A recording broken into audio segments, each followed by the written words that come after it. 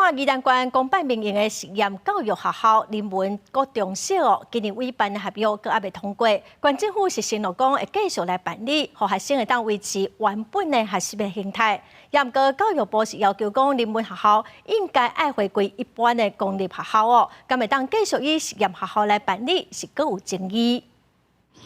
宜兰头城人文国中小今年委托办理私人经营合约，审议无通过。县府依法爱伫8月初1接手管理，为了符合家长的诉求，以予学生的受教权，县府答应接手了后，会予学生维持原地学习的形态，所产生争议。回归县府，就再也没有一个对口的一个委托的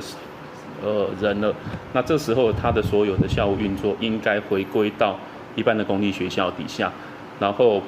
不适合继续享有违反私人条例的一些实验教育的特许的事项。宜兰县教师职业工会指议讲，教育部发函，人文国中小经过县府接管了后，性质应该回归一般的公立学校，所有校务的运作都无搁效用委托办理私人条例，实验教育特许的事项，若无就等于有行政特权。亲像原底4学期的制度，都应该回归2学期的制度，才有符合国民教育法的规定。因为不要影响学生的那个受教权，影响的就是就是变动太大，造成学生太大影响。是，所以目前在接续期间的一个办学的状态，就是还是会维持原本的状态。